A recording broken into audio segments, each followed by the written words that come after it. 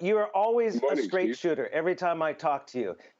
Good morning. You sent me what your proposal was late yesterday. It's interesting. It sounds hard line. You want a 9-day short-term pain lockdown. Why is that a better plan than what Carrie Lam announced yesterday? You know, I've always had reservations about a complete lockdown because economically it costs everybody too much, the employers and the employees. You're talking about wages, you're talking about rent. How do you settle them? Who is to pay? Is government going to fork out more subsidy money and all that? And also, I have to declare that I'm a retailer myself.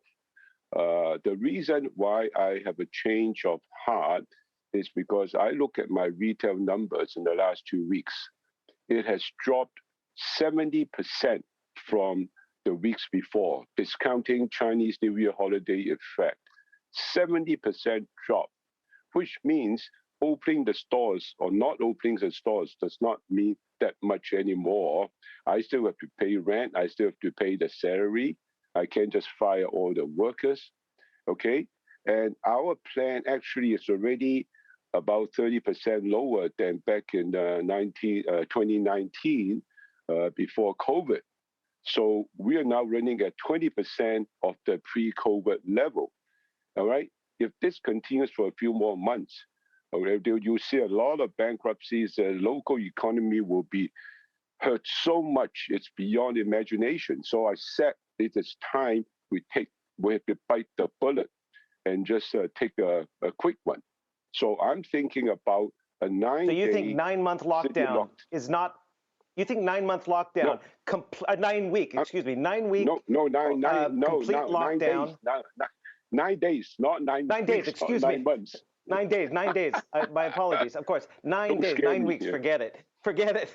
Businesses will shut down.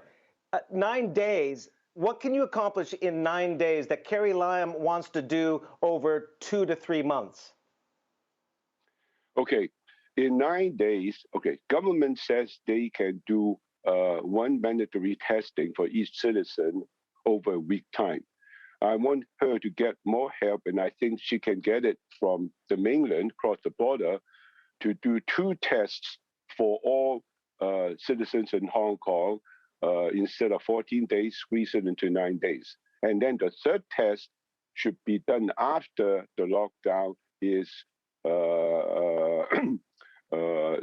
come to a stop, all right? So during that period, basically, everybody, all the businesses shut down except essential services.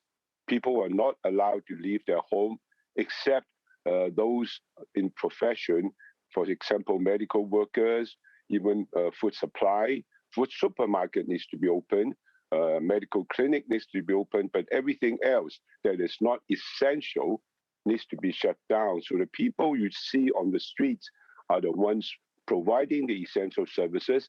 And then from each household, they should be able to send one representative out for, let's say, an hour or 2 a day to get food, groceries, or whatever. And that's it. So it's easy for police to enforce it because there won't be anybody on the street. So police will stop everyone they see on the street and ask them why they are there, and they just explain. I think it's manageable. It won't be perfect. Now, but what happens is, Michael, for those who are tested positive, what do you do with them? So we need to build up isolation facilities. We will never be able to build 100,000, 200,000 isolation units in the short term, all right? So we build as many as we can, maybe 30,000, 50,000. So if the number of confirmed cases goes beyond that, which I'm sure it will, then they have to set a priority. So I propose a priority of 2 lines. The ones that are on the first in line to go into isolation facilities are the ones where they have household members that have not received 2 vaccinations. And if everybody in the family has received 2 vaccinations, ones that are over 60 years old needs to complete their booster as well. So if you fulfill these 3 conditions, and if you're confirmed positive, you stay home, assuming you will spread it to the rest of the members. The whole family then stays home, So it's not a city lockdown, it's a home lockdown. And then they set it out, get tested every 2, 3 days using the self-test kit, whatever, until everybody is cleared up. Now, during that period, if situation worsens, okay, there's serious illnesses, then you send them to hospital. Under that situation, I think there is enough way to balance limited isolation facility, limited emergency room, and people staying at home. So what I'm saying is that after a complete lockdown, there will still be people staying at their home because they have family members that's confirmed positive. Okay? So that is a way Well, to Carrie Lam wriggle has us out of again this said that mess. there is not going to be there's not going to be room right now, at least, for discussion about a complete lockdown, even though mainland officials have been coming out and saying this is something Hong Kong should consider. Is there room for a proposal such as yours to be taken up and listened to by her executive council and acted upon? Or is the die already cast? It's this ad hoc knee-jerk reaction to a situation that this government, let's be very honest, was ill prepared for. While the rest of the world was grappling with Delta and Omicron, Hong Kong sat back kind of with hubris and saying, we got you covered, but they didn't. If you look at how the whole world dealt with COVID, there has not been one case that I have seen where a leader has said something and he or she could stick to it or buy it over a long term. Everything is situational, all right?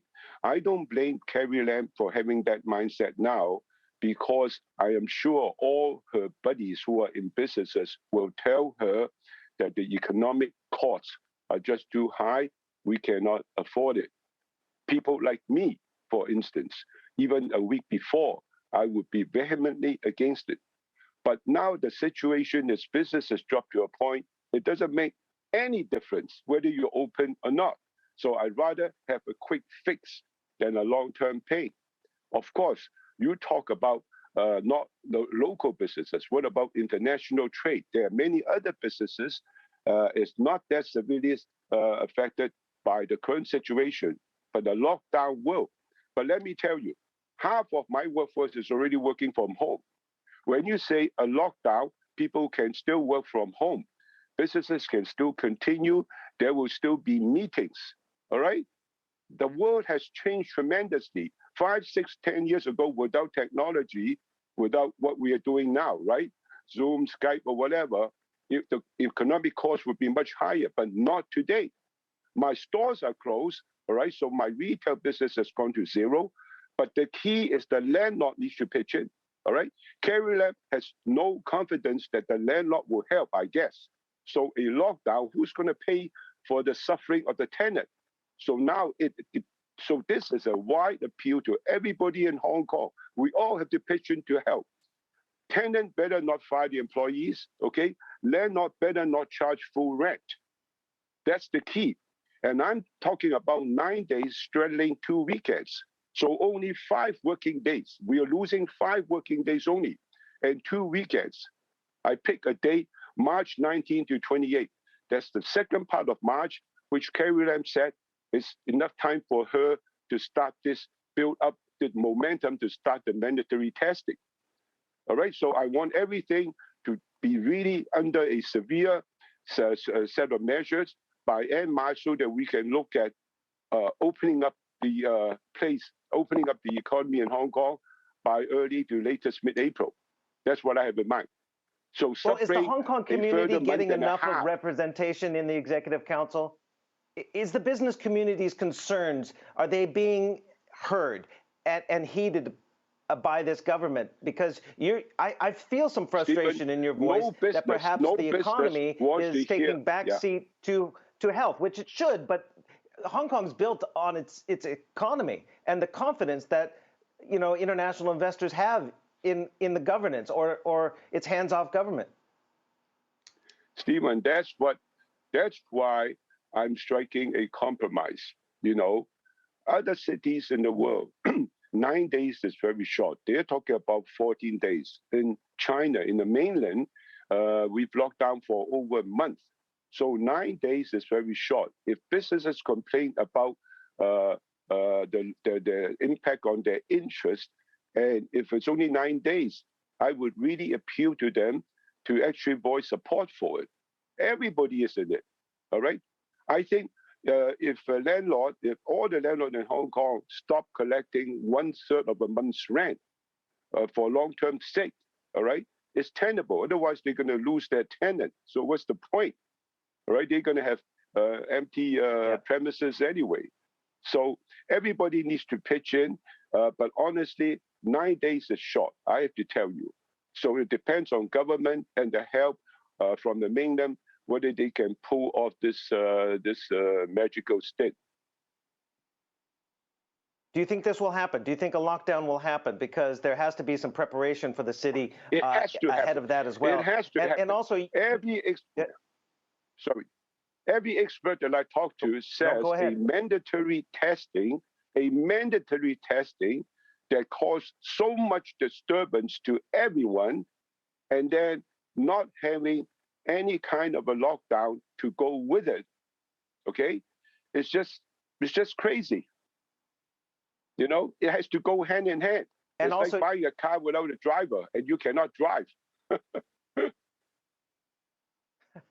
You also say we need to, at this time of war, those are the words you used, we're at war right now. You think the city should throw away these concerns about privacy, whether it's the tracking app, or another concern is, you know, this mass testing, you're going to have to send essentially people's DNA across the border to China, which some legal experts I've spoken to say there's some legality problems here. I mean, do we need to put all these concerns aside while we tackle this outbreak?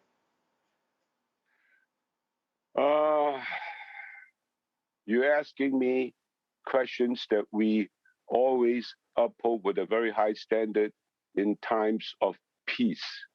Now we are talking about a time of war or at war. And during such time, I'm not an expert in legality, in the law. I suppose you're treading on fine line in many cases, and I don't know how far the chief executive order privilege and power would encompass.